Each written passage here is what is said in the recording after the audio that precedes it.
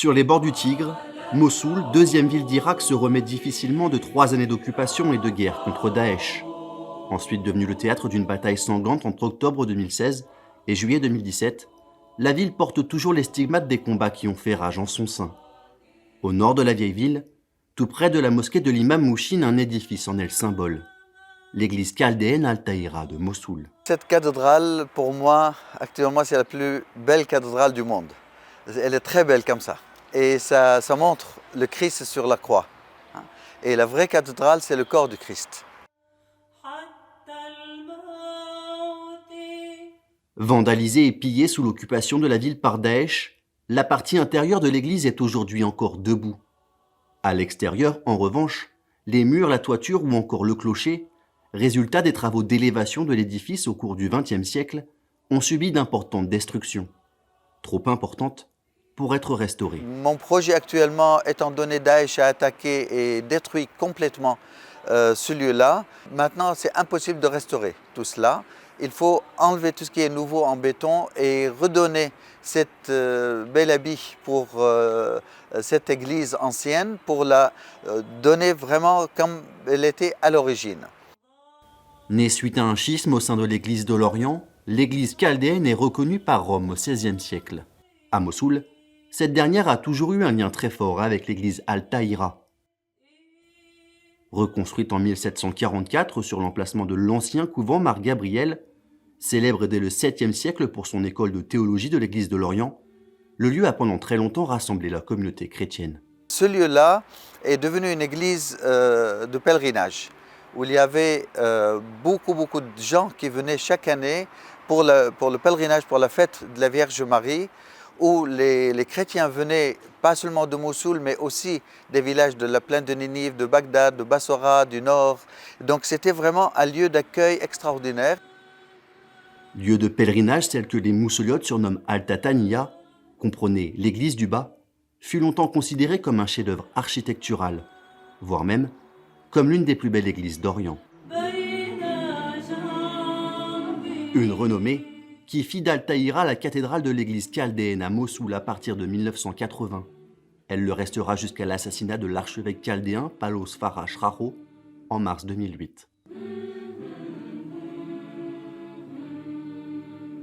Avant sa quasi-destruction, l'église chaldéenne était organisée autour d'une cour intérieure à ciel ouvert.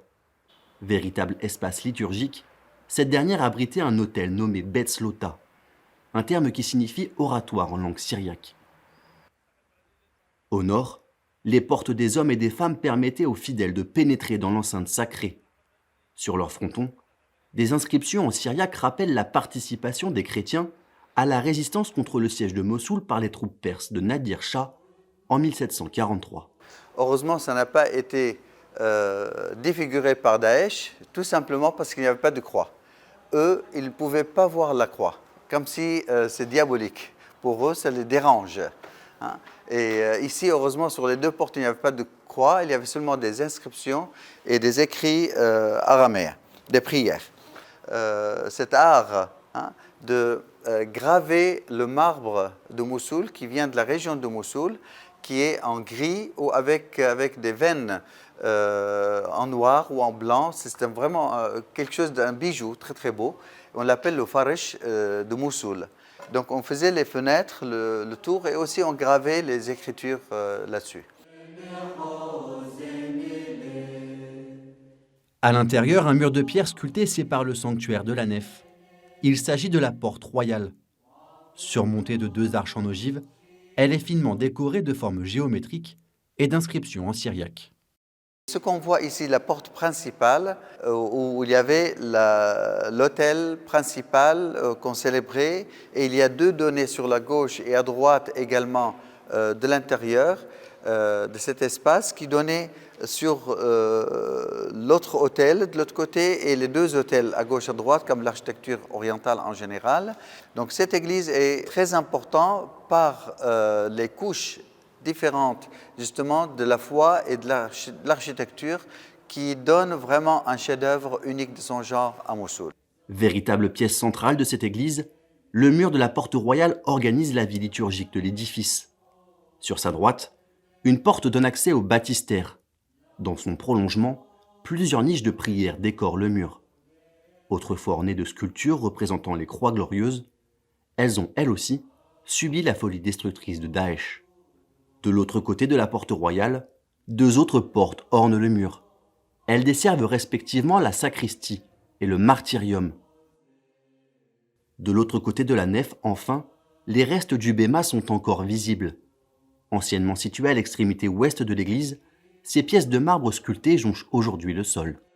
Ce qu'on voit ici, c'est ce qu'on appelle le bema. C'est le lieu de la prière, ou un lieu sur lequel commence la prière. C'est un peu élevé par rapport au sol.